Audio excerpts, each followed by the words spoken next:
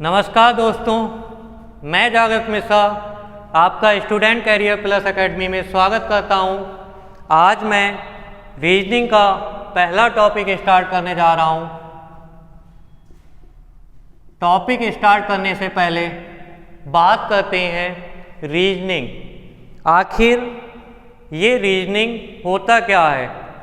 Reasoning एक आपका subject है या फिर रीजनिंग कोई एक लैंग्वेज है आपकी, जैसे हिंदी लैंग्वेज है, इंग्लिश आपकी लैंग्वेज है, संस्कृत लैंग्वेज है, उर्दू लैंग्वेज है। क्या रीजनिंग एक लैंग्वेज है या रीजनिंग कोई एक पर्टिकुलर सब्जेक्ट है या फिर रीजनिंग कोई डेटाबेस है, यानी कोई भी किसी भी डाटा को इसमें मिलाया गया है। तो बात करते हैं सबसे पहले कि आखिर लैंग्वेज क्या होती है। तो लैंग्वेज क्या होती है? लैंग्वेज वह होती है जो हम कम्युनिकेट करते हैं, यानी कि आदान प्रदान भाषा का करते हैं। जिस बोली में आदान प्रदान होता है उसे ही लैंग्वेज कहते हैं। ये क्या रीजनिंग कोई लैंग्वेज है? नहीं, रीजनिंग कोई लैंग्वेज नहीं है। तो रीजनिंग सब्जेक्ट है क्या? यानी कि सब्जेक्ट वह होता है जो किसी एक पर्टिकुलर फील्ड में एक विस्तृत जानकारी दे। तो इसका तो कोई पर्टिकुलर फील्ड होता ही नहीं है। इसमें इंग्लिश के भी आपने क्वेश्चन देखे होंगे, अल्फ़ाबेट सीरीज भी आ जाती है, आपकी नंबर सीरीज भी आ जाती है, मैथ से रिलेटिव आ जाती है, यानी कि नंबर भी चलते हैं, ABCD अल्फ़ाबेट भी चलते हैं। आपने एनालॉजी में देखा होगा, साइंस के क्वेश्चन भी चलते हैं, GS के क्वेश्चन भी आ जाते हैं। यानी कि रीजनिंग एक पर्टिकुलर फील्ड का, यानी कि कोई एक पर्टिकुलर सब्जेक्ट ना होके सभी सब्जेक्टों से कुछ डाटाबेस तैयार किया गया है, यानी कि कई चीज़ों को मिला के रीजनिंग बनाया गया है। आखिर रीजनिंग का अर्थ क्या होता है? मैं पूछता हूँ अगर स्टूडेंट से कि रीजनिंग क्या होता है, तो अधिकतर का जवाब होता है कि तर्क शक्ति होती है, यानी कि एक ये सब्जेक्ट है। ये सब्जेक्ट ना होकर कई सब्जेक्टों से उठा के कोई भी डाटा को तैयार करके ये बनाया गया है, जिसे आप क्या जानते हैं? रीजनिंग। आपने रीजनिंग को पढ़ा होगा। रीजनिंग 3 पार्टों में डिवाइड की गई है, वर्बल, नॉन वर्बल और लॉजिकल रीजनिंग। देखिए, लॉजिकल रीजनिंग में अधिकतर आपको देखने को मिलता होगा किताब में अच्छे से लॉजिकल रीजनिंग को डिफाइन नहीं किया जाता है। मैंने लॉजिकल रीजनिंग पे काफ़ी वर्क किया है, काफ़ी मेहनत की है। आपको एक एक क्वेश्चन कराऊंगा। कई टीचर भी क्या करते हैं, लॉजिकल रीजनिंग से कहते हैं इससे बहुत कम क्वेश्चन आते हैं और छोड़कर आगे बढ़ जाते हैं, वर्बल से ज़्यादा कराते हैं और नॉन वर्बल से कराते हैं। आज मैं जो टॉपिक स्टार्ट करने वाला हूँ वो नॉन वर्बल का पार्ट होगा। उससे पहले बात करते हैं कि रीजनिंग का स्टार्टिंग कहाँ से हुई, रीजनिंग आई कहाँ से। देखिए, जिस समय आपकी ना तो मैथ थी, ना साइंस थी, ना GS सब्जेक्ट था, उस समय भी रीजनिंग देखी गई थी। कैसे देखी जाती है रीजनिंग? उस समय भी रीजनिंग थी। उस समय रीजनिंग होने का कारण ये था कि आपने देखा होगा, आदि मानव लोगों ने देखा कि एक पत्थर ऊपर से लुढ़कता हुआ नीचे आ रहा है। उन्होंने क्या किया, अपनी थोड़ा सा लॉजिक लगाया और दिमाग लगा के उन्होंने देखा कि इससे मैं पहिया बना सकता हूँ, यानी कि पहिए का निर्माण कर सकता हूँ। उन्होंने आग जलाना भी सीख लिया लॉजिक लगा के, रीजनिंग लगा के। उन्होंने देखा कि कहीं पर बीज के दाने अगर गिर जाते हैं, वो बीज के दाने नमी पाकर और सूर्य का प्रकाश पाके थोड़ा सा उगना स्टार्ट कर देते हैं, यानी कि बढ़ने लगते हैं, पौधे का रूप ले लेते हैं। तो उन्होंने इस रीजनिंग लगाकर, अपना तर्क लगा के उन्होंने बताया, उन्होंने सोचा कि ऐसे खेती कर सकते हैं, यानी कि अनाज उगाना स्टार्ट कर दिया। उन्होंने देखा, उन्हें पता थी, नॉलेज थी कि सूर्य जो उगता है पूर्व दिशा में उगता है। उन्होंने हमेशा देखा कि सूर्य इसी दिशा में उग रहा है। उन्होंने अपने दिमाग का प्रयोग किया और कह दिया ये दिशा जो है वो पूर्व दिशा है, क्योंकि यहाँ से सूर्य उगता है और उन्हें ये पता है कि सूर्य पूर्व में उगता है। तो ये होती है रीजनिंग, जो कि पहले से स्टार्टिंग से चली आ रही है। रीजनिंग की बात करते हैं तो रीजनिंग को बोलते हैं आप एबिलिटी। क्या बोलते हैं? एबिलिटी। आपने देखा होगा, जब भी रीजनिंग का टॉपिक आता है आपके SSC एग्जामों में, 25 में से अगर आप कहते हैं रीजनिंग तो मुझे आती है, मैं क्वेश्चन सभी कराऊंगा। अगर आपके 25 क्वेश्चन करके आए हैं और 25 में से आपके क्वेश्चन में से आप 15 से 20 ही क्वेश्चन कर पा रहे हैं तो आपको रीजनिंग इतनी अच्छी नहीं, आपको और बेहतर बनानी होगी। मैं मानता हूं कि अगर आप 25 में 25 करके आते हैं तब आपकी रीजनिंग अच्छी है और आप रीजनिंग पे वर्क कर रहे हैं। रीजनिंग पे वर्क करने का मतलब क्या सभी की रीजनिंग अच्छी होती है, क्या सभी की तर्क शक्ति अच्छी होती है? देखिए, ये जो एबिलिटी है ये आपकी जन्मजात होती है, जो योग्यता पाई जाती है प्रत्येक इंसान में अलग अलग योग्यता पाई जाती है और ये जन्मजात होती है। तो रीजनिंग पर भी आप जन्मजात आपकी योग्यता है, रीजनिंग भी आप सीख सकते हैं बाकायदा प्रैक्टिस करके, यानी कि आप इस पर अधिक से अधिक टाइम देकर रीजनिंग अगर आपको नहीं भी आती है आप रीजनिंग के क्वेश्चन लगाएंगे। अगर आप थोड़ा सा प्रयास करेंगे, मान लीजिए नहीं होते हैं क्वेश्चन, फिर दोबारा प्रयास करेंगे, धीरे धीरे करके आपके वो क्वेश्चन हल होना स्टार्ट हो जाएंगे, सॉल्व करना स्टार्ट कर देंगे। यानी कि रीजनिंग आप बढ़ा सकते हैं अपनी, यानी कि तर्क शक्ति जो लॉजिक होता है, दिमाग होता है, उसकी तर्क शक्ति को आप इंक्रीज कर सकते हैं। आपने देखा होगा जो एप्टीट्यूड मैथ में लिखा होता है क्वांटिटेटिव एप्टीट्यूड। एप्टीट्यूड का मतलब होता है अभिरुचि करना, यानी कि इंटरेस्ट जागृत करना। ये क्या होता है आपका मैथ में एप्टीट्यूड लिखा होता है, अभिरुचि लिखा होता है। इसका मतलब होता है मैथ के किसी भी टॉपिक को आप पढ़ के समझ के कर सकते हैं। एबिलिटी का मतलब होता है इसको विकसित करने के लिए आपको अधिक से अधिक प्रैक्टिस की आवश्यकता होती है। आज जो मैं टॉपिक लेके आया हूं वो आपका नॉन वर्बल का टॉपिक है, जो कि सबसे इम्पोर्टेंट टॉपिक है। आपने काउंटिंग ऑफ फिगर, जिसे फिगर काउंटिंग भी कहते हैं, यानी कि आकृति का गणना करना, आकृतियों की गणना करना, जिसे आकृति गणना चैप्टर नाम दिया गया है। इस चैप्टर में, चैप्टर के नाम से ही क्लियर हो रहा है कि ये जो चैप्टर है इसमें कोई भी फिगर आकृति दी होगी और ये इसमें काउंटिंग करनी है। ये जो है नॉन वर्बल का पार्ट है। और नॉन वर्बल क्या होता है, ऐसे उसमें क्वेश्चन होते हैं जिसको आप मौखिक, यानी कि आपका भाषित ना लिखते हुए उसमें कोई फिगर दिया होगा, जैसे आपकी वाटर इमेज हो गई, पेपर फोल्डिंग हो गया, ऐसे क्वेश्चन आपके नॉन वर्बल पार्ट में आते हैं। और ये भी आपका नॉन वर्बल का ही एक टाइप है, चैप्टर है, जिसमें आपको क्या करना है, कोई भी आकृति होगी उसकी काउंटिंग करनी है, यानी कि गणना करना है। कौन कौन सी आकृति हो सकती हैं? आपकी ट्रायंगल हो सकती है आकृति, इसमें पूछ सकता है ट्रायंगल में कई लाइनें खींच देगा, बताइए इसमें कितने त्रिभुज हैं, त्रिभुजों की संख्या कितनी है। आपका स्क्वायर से रिलेटिव क्वेश्चन हो सकता है, आपका स्क्वायर से रिलेटिव हो सकता है, रेक्टेंगल से रिलेटिव क्वेश्चन हो सकता है, आपके सर्किल से रिलेटिव क्वेश्चन हो सकता है, लाइन से रिलेटिव हो सकता है कि पूछ सकता है कि इसमें कितनी आकृति में लाइन है। तो ऐसे टाइप के क्वेश्चन इसमें आप सीखेंगे। देखिए, बात करते हैं पहले टाइप की।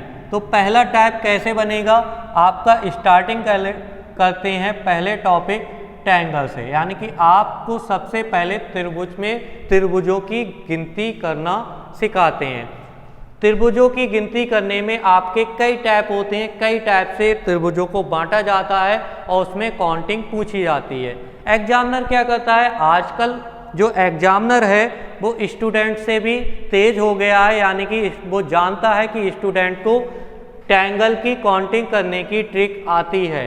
तो वो आज का एग्जामिनर जो होता है वो ट्रिक के साथ साथ आपकी बेसिक नॉलेज भी जानना चाहता है कि क्या आपको उस ट्रायंगल में बेसिक ट्रायंगल काउंट करना आता है या सीधे डायरेक्ट आपने किसी टीचर के द्वारा ट्रिक सीख ली है। तो मैं आपको बेसिक के साथ साथ ट्रिक भी सिखाऊंगा और ट्रिक में आपकी स्पीड को भी बढ़ा दूंगा, यानी कि स्पीड को इतना तेज आप कर लेंगे कि किसी भी त्रिभुज या किसी भी कोई सी भी आकृति की शेप देखकर ही उसमें बता देंगे कि इसमें कितनी संख्या है। 5 सेकंड से कम में ही आप बता सकते हैं। देखिए, बात करते हैं टाइप 1 की। तो टाइप 1 में आपके जो त्रिभुज पूछे जाते हैं वो इस टाइप के त्रिभुज होते हैं, इसमें आपकी क्षैतिज रेखाएं होती हैं।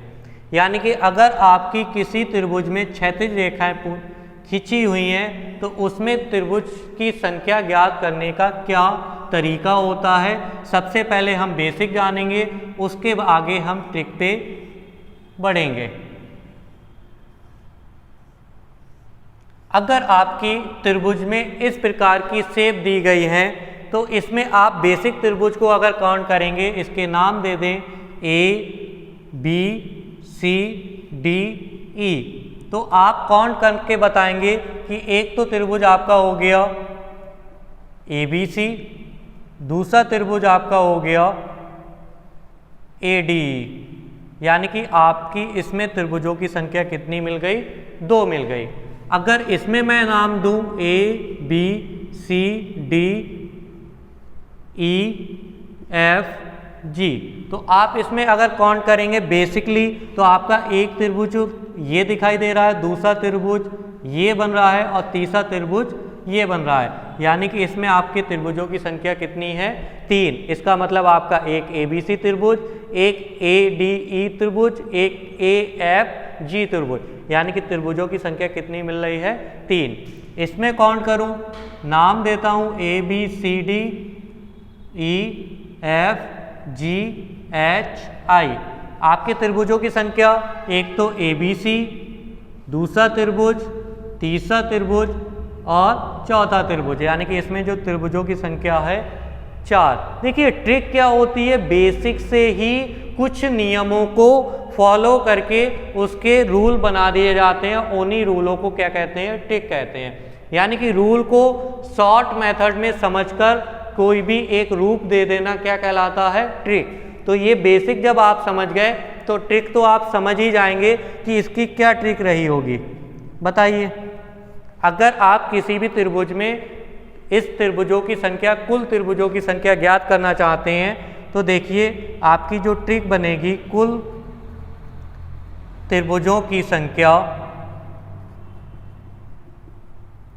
बराबर, आपने देखा कि आप इसमें कितने त्रिभुज बता रहे हैं, 2, इसमें कितने बता रहे हैं, 3, 1 2 3, इसमें 1 2 3 4, इसमें कितने बताएंगे, 1 2 3 4। अगर मैं इसमें एक और लाइन खींच दूं तो आपके त्रिभुजों की संख्या कितनी हो जाएगी, 5। देखिए इसमें जो आप ट्रिक बनाएंगे वो कैसे बनाएंगे, आपकी क्षैतिज रेखाओं की संख्या काउंट कर लेंगे।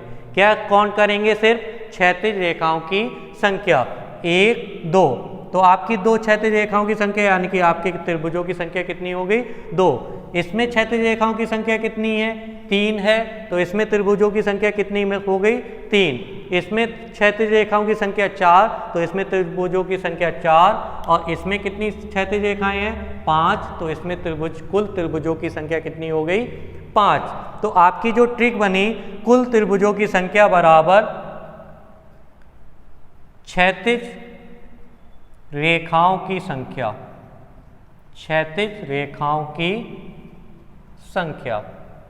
अगर आपको इस टाइप के क्वेश्चन कोई भी पूछे जाते हैं तो आपका पहला टाइप होगा जिसका फॉर्मूला क्या होगा कि आप अगर किसी के कुल त्रिभुजों की संख्या, टोटल ट्रायंगल बताना चाहते हैं तो आप क्या करेंगे, उसकी क्षैतिज लाइन को काउंट कर लेंगे और काउंट करके बता देंगे कि इसमें कितने त्रिभुज हैं, कितना भी बड़ा आपका क्वेश्चन आ जाए। चलते हैं अगले टैब पे, टैब सेकंड पर, जिसमें आपके किस प्रकार से क्वेश्चन होंगे।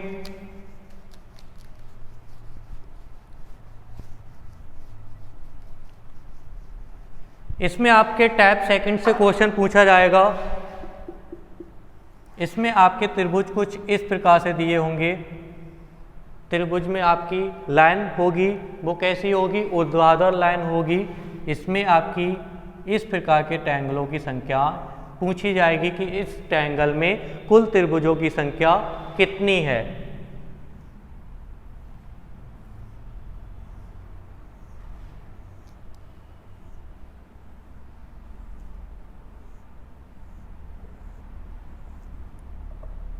अगर मैं बेसिक की बात करूं, सबसे पहले स्टार्ट करता हूं आपका बेसिक। बेसिक में आप क्या काउंट करेंगे, त्रिभुजों को काउंट करेंगे। अगर इसका नाम मैं ए बी सी और डी दे दूं तो आप पहला त्रिभुज कितना बताएंगे इस ट्रायंगल में, एक तो बताएंगे ए बी सी। आपका ये ए बी सी एक ट्रायंगल बन गया जिसको आपने नाम दे दिया, एक ट्रायंगल ए बी सी हो गया। दूसरा ट्रायंगल कौन सा हो गया, ए डी सी। ट्रायंगल कौन सा हो गया आपका, ए डी सी। इसके अलावा एक आपको बड़ा भी ट्रायंगल दिखाई दे रहा है। इन दोनों ट्रायंगलों को मिला के एक बड़ा ट्रायंगल जिसका नाम क्या है आपका, ए बी सी। आप ऐसे इसको बेसिक काउंट करेंगे। अगर आपका ये ट्रायंगल आ गया, इसमें आपका बड़ा ट्रायंगल है, तो आप क्या करेंगे, काउंटिंग करने में समय लगाएंगे। देखिए रीजनिंग का मतलब है समय की बचत करना। आपको कितनी तेजी से रीजनिंग के क्वेश्चन सॉल्व कर पाते हैं, यही रीजनिंग मांगता है। रीजनिंग का मतलब क्वेश्चन तो सॉल्व कर लेंगे लेकिन आप उसको बहुत ज़्यादा देर में करेंगे। रीजनिंग का मतलब है आप तर्क कितनी स्पीड से लगाते हैं, कितना लॉजिक लगा सकते हैं, किसी भी क्वेश्चन को सॉल्व करने में कितना कम समय लगा सकते हैं। यही रीजनिंग का मेन मकसद होता है क्वेश्चन पूछने का। और आपका रीजनिंग का जो रीजनिंग है वो हर ही प्रत्येक एग्जाम में आपसे पूछी जाती है। अब देखिए ये आप काउंट करेंगे तो क्या कहेंगे, ए बी सी। आपका एक ट्रायंगल कौन सा मिल गया, ए बी सी। दूसरा ट्रायंगल अगर आप कहेंगे तो ए सी डी। आपका ए सी डी दूसरा ट्रायंगल मिल गया। और तीसरा ट्रायंगल मिल गया आपका ए डी ई। यानी कि आपको तीन प्रकार से तीन ट्रायंगल मिल चुके हैं। आप अब ऑब्जर्व करें कि अगर मैं इस लाइन को निग्लेक्ट मान लूँ तब आपका एक ट्रायंगल मिलेगा ए बी डी। कौन सा मिलेगा, ए बी डी। यानी कि आपका एक ये ट्रायंगल भी बन सकता है। अगर इस लाइन को मैं नेग्लेक्ट मान लूँ तो आपका ट्रायंगल बनेगा ए सी ई। कौन सा ट्रायंगल बनेगा, ए सी ई। और इसके अलावा एक बड़ा ट्रायंगल आपको दिखाई दे रहा होगा, ट्रायंगल ए बी ई। यानी कि आपके टोटल ट्रायंगलों की संख्या कितनी हो गई, 6 हो गई। इसके अलावा अगर आप आगे जाएंगे तो आपका लेवल बढ़ता ही चला जाएगा और समय बहुत ज़्यादा लगेगा। अब बात करते हैं इसकी शॉर्ट ट्रिक की, कि कोई भी बेसिक फॉर्मूले की शॉर्ट ट्रिक क्या होती है। यानी कि आप बेसिक को अगर देखेंगे, उसकी ट्रिक को जानना चाहेंगे तो उसी फॉर्मूले से बनती है। कैसे बनेगी, देखिए आप सीधे क्या करेंगे, इस ट्रायंगल में जितने आपके खाने हैं उन खानों को ऐड कर देंगे, आपके कुल ट्रायंगलों की संख्या मिल जाती है। आप इस ट्रायंगल में कितने खाने हैं, 1 2। अगर मैं इसको हटा दूं नाम को तो सीधे आप काउंट करेंगे 1 2 3, इसको जोड़ देंगे कितना मिलेगा आपका 6। अगर आप इसमें देखना चाहते हैं तो आप 1 + 2 आपका ये 3 और ये 4, इनको अगर ऐड कर देंगे तो आपका कितना मिल जाएगा, 10 मिल जाएगा। और अगर आप इसमें देखना चाहते हैं 1 2 3 4 5, इसमें अगर आप इनको ऐड कर देंगे तो आपका कितना मिल जाएगा, 15 मिल जाएगा। यानी कि आपने देखा कि आप इनके खानों की संख्याओं को जोड़ देते हैं और जोड़ने के बाद आपका जो आंसर आता है वो आपका क्या होता है, कुल त्रिभुजों की संख्या। यानी कि टोटल ट्रायंगल आपको निकालने हैं तो उनकी संख्याओं को ऐड कर देते हैं। लेकिन आप क्या इससे भी तेज दौड़ सकते हैं, यानी कि रीजनिंग का मतलब होता है आप कितनी तेज दौड़ सकते हैं। आप यहीं पे थक जाते हैं या बेसिक में थक जाते हैं, आपको कितना तेज आता है आंसर सॉल्व करना, ये आपका 5 सेकंड के नीचे अंदर भी हो सकता है। कैसे होगा, आपने एक मैथ में फॉर्मूला पढ़ा हुआ, मैंने कहा रीजनिंग में कोई सा भी सब्जेक्ट आ सकता है। रीजनिंग का अर्थ ही है सभी सब्जेक्टों से मिलके बना हुआ। अब देखिए गणित में आपने पढ़ा होगा n प्राकृतिक संख्याओं का योगफल। एक फॉर्मूला पढ़ा होगा n प्राकृतिक संख्याओं का योगफल। इसका फॉर्मूला क्या होता है, अगर आपको 1 से लेके लगातार आपकी n प्राकृतिक संख्याएं जोड़ी जा रही हैं, n का मतलब कितनी भी संख्याएं होती हैं जोड़ी जा रही हो, तो आपका एक फॉर्मूला होता है n + 1 / 2। अगर आप इस फॉर्मूले का यूज करेंगे तो आपका कितना भी बड़ा फिगर हो आप 5 सेकंड के अंतर्गत ही कर देंगे। आपको पेन चलाने की भी आवश्यकता नहीं है, मौखिक उसका आंसर दे देंगे। और ये नॉन वर्बल का पार्ट है तो आप अधिक से अधिक चीज़ों के मौखिक ही आंसर दे देंगे। बहुत कम ऐसे क्वेश्चन होते हैं जिसमें आपका पेन का और कागज़ की ज़रूरत पड़ती है। देखिए अगर मैं इसको करना चाहूँ तो 1 + 2 यानी कि 1 को 2 बार जोड़ा जा रहा है तो क्या लिखेंगे 2, 2 + 1 / 2 कैंसिल हो गया, कितना आ गया आपका 3। इसमें अगर आप इस फॉर्मूले का यूज करेंगे तो आपके n कहाँ है 3 है, कितना है n 3 तक यानी कि 3 + 1 / 2 कितना हो जाएगा ये 3, 4 / 2 3 × 2 = 6 कितना आ गया 6। अगर आप इसमें अब देखना चाहें, अगर आपको ट्रिक पता चल गई अब आप शॉर्ट से भी और शॉर्ट जा सकते हैं। यानी कि आपने ट्रिक में देखा कि आपको ऐसे क्वेश्चन में 4 का अगला नंबर से गुणा करनी है और डिवाइड किससे करना है 2 से, यानी कि 4 की आगे 5 से गुणा और 2 से डिवाइड, यही तो आपका फॉर्मूला था। यानी कि आप क्या कर सकते हैं 5 दूनी 10, बहुत स्पीड में आंसर दे सकते हैं। इसका आंसर कितना स्पीड में दे सकते हैं 5 की अगले नंबर से गुणा और डिवाइड बाई 2 कितना हो जाएगा 5 × 3 = 15 यानी कि आपका 15 आंसर आ गया। ये कुल त्रिभुजों की संख्या है। लेकिन अब आपका क्वेश्चन ऐसा ना पूछते हुए रेलवे में और एसएससी में इसी टाइप के क्वेश्चन को लेवल हार्ड कर दिया जाता है। अब किस प्रकार से लेवल हार्ड करेगा, स्क्रीनशॉट आप ले सकते हैं इसका।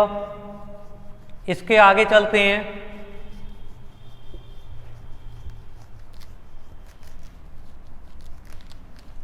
आपसे जो क्वेश्चन पूछा जाएगा आपका टॉपिक टाइप यही रहेगा सेकंड टाइप, लेकिन क्वेश्चन पूछने का तरीका चेंज कर देता है। यानी कि मैंने कहा आपसे एग्जामिनर क्या चाहता है कि आपको ट्रिक कितनी भी आती हो लेकिन बेसिक भी काउंट करना आना चाहिए, तभी आप एसएससी या रेलवे के क्वेश्चन को सॉल्व कर सकते हैं। देखिए आपका एक क्वेश्चन इस प्रकार से पूछा गया,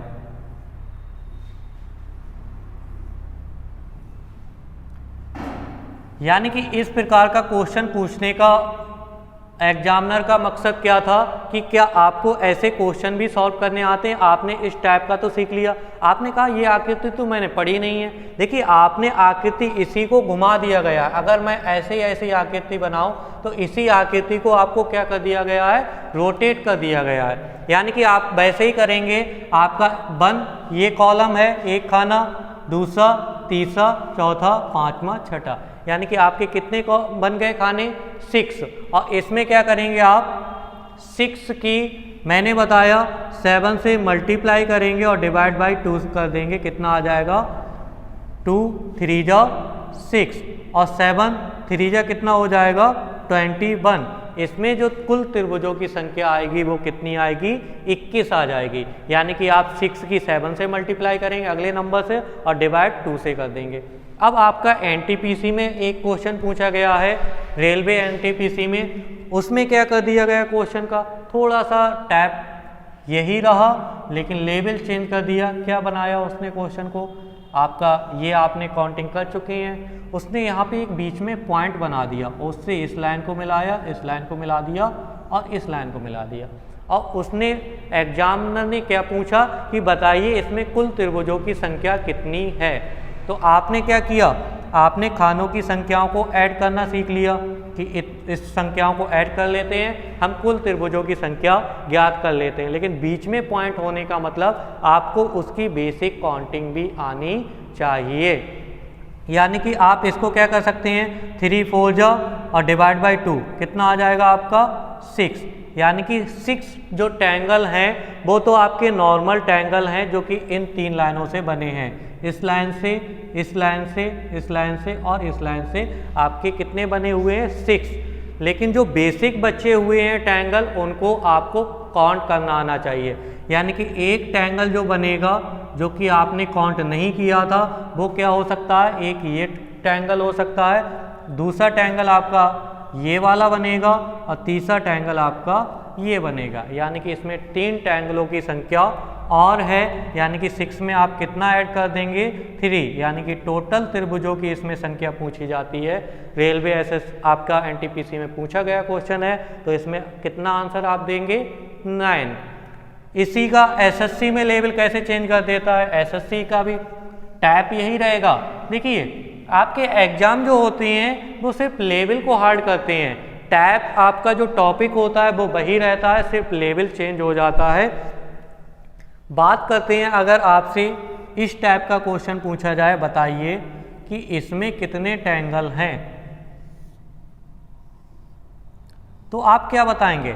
आप बताएंगे कि ऊपर खानों की संख्या कितनी है 1 2 3, अगर मैं इसको जोड़ दूंगा तो ऊपर त्रिभुजों की संख्या कितनी आ रही है 6, और नीचे अगर आपका अपोजिट है, अपोजिट ही तो फिगर है, नीचे भी अगर आप फिगर देखेंगे तो इसमें एक ट्रायंगल ये है, दूसरा ये है और तीसरा दोनों को जोड़ के है, यानी कि नीचे ट्रायंगलों की संख्या कितनी है 3, टोटल ट्रायंगलों की संख्या कितनी आपको मिल गई 9, यानी कि आपको कहीं पर भी इन दोनों फिगर में ऐड करने पर कोई भी ऐसा पॉइंट मिल ही नहीं रहा है जो कि कॉमन ट्रायंगल बना रहा हो, कोई भी पॉइंट या कोई भी लाइन। लेकिन एसएससी में क्वेश्चन कैसा बना देगा,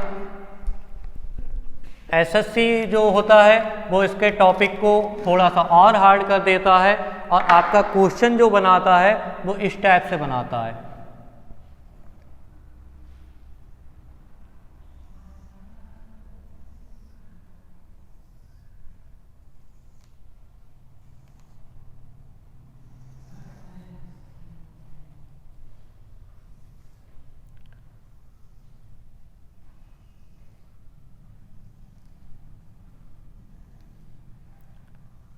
ये आपका एसएससी में आया हुआ क्वेश्चन है। अब इस क्वेश्चन को आप कैसे सॉल्व करेंगे? देखिए वही आपकी ट्रिक है, वही आपका बेसिक है। आपने क्या देखा, आपने देखा कि ऊपर त्रिभुजों की संख्या, अगर इस मैं फिगर को अलग कर दूं तो ऊपर वाले काउंट आप कैसे करते थे 1 2 3 4 5 6, इनको क्या कर देते थे ऐड कर देते थे। मैंने एक शॉर्ट ट्रिक में भी शॉर्ट ट्रिक बताई थी कि आप डायरेक्ट इसको कैसे करेंगे, 6 के अगले नंबर से मल्टीप्लाई और डिवाइड बाई 2, कितना हो जाएगा आपका 21। ऊपर कितने आपके आ गए ट्रायंगलों की संख्या 21। नीचे वाला भी फिगर दिखाई दे रहा होगा, उसमें आपके कितने फिगर बन रहे हैं 1 2 3 4 5 6, इसमें भी अगर आप ऐड करेंगे तो कितने त्रिभुज प्राप्त हो जाएंगे, इसमें भी आपको 21, बिल्कुल वही है 6 7 जा, मल्टीप्लाई करेंगे अगले नंबर से डिवाइड 2, 21 आ जाएगा। लेकिन इसके अलावा अब आप देखिए कि क्या कुछ और भी त्रिभुज बन सकते हैं, यानी कि ऊपर की आकृति और नीचे की आकृति के, आपने ऊपर की आकृति के 21 ट्रायंगल बता दिए, नीचे के भी 21 है, क्या इसके अलावा भी कोई और ट्रायंगल हैं? देखिए अगर मैं इस पॉइंट को लेता हूं तो ऊपर वाला आपने ये ट्रायंगल तो काउंट कर लिया था, ये वाला त्रिभुज ऊपर वाले में 21 में काउंट हो चुका है, और नीचे वाला भी ये त्रिभुज आपका काउंट हो चुका है। लेकिन क्या इनको दोनों को मिला के ये पॉइंट, इस पॉइंट से एक त्रिभुज नहीं बना देगा? आपका ये सबसे बड़ा त्रिभुज जो ये बनाया, ये एक त्रिभुज बना दिया इसने, इस पॉइंट ने। दूसरा पॉइंट आपका अगर मैं इससे देखूं तो आपका मेन पॉइंट यही रहेगा, आपका ये त्रिभुज बन गया। क्लियर? इन दोनों फिगर को मिला के अगर मैं तीसरा त्रिभुज निकालूं इस पॉइंट से, यानी कि एक ये सीधी आपकी लाइन है और इससे आपका ये दोनों को मिला के एक त्रिभुज बन रहा है, ये वाला बन गया आपके, यानी कि 3 त्रिभुज इधर से और मिल गए। अगर मैं बात करूं बिल्कुल इधर अपोजिट में, तो आपका ये जो लाइन है, ये लाइन आपकी दोनों फिगर को मिला के बना रही है एक ट्रायंगल। एक ट्रायंगल आपका ये बन गया, दूसरा ट्रायंगल आपका ये बन गया, और तीसरा ट्रायंगल आपका ये बन गया। यानी कि आपके 2 टाइप के क्वेश्चन को लेवल बढ़ाते हुए अलग अलग कर दिया गया, यानी कि आपके कितने ट्रायंगल मिल गए 1 2 3, और इसमें भी 1 2 3, यानी कि आपको 6 ट्रायंगल और मिल गए। यानी कि अगर इस आकृति में आपसे पूछा जाता है तो आप इसमें 6 और जोड़ देंगे। आपका अगर आंसर आ रहा है 42 तो ये रॉन्ग आंसर है, इसमें आपको 6 ट्रायंगल और ऐड करने हैं, तब आपका कितना आंसर आएगा 48। क्लियर हुआ? तो आज के लिए, आज की वीडियो के लिए बस आपका पहला ही टॉपिक और आपका सेकंड टाइप का क्वेश्चन कराया गया है, जिसको आपको हर प्रकार के लेवल से बता दिया गया है। अगले टाइप के क्वेश्चन को मैं अगली वीडियो में डालूंगा। और आज के लिए बस इतना ही। अगर आपको वीडियो अच्छी लगी हो और तब आप अपने फ्रेंड को या फिर अपने दोस्तों में इस वीडियो को ज़्यादा से ज़्यादा शेयर करें और इस चैनल को स्टूडेंट करियर प्लस एकेडमी को लाइक करें और सब्सक्राइब करें और अपने दोस्तों को इस चैनल के बारे में बताएं। धन्यवाद।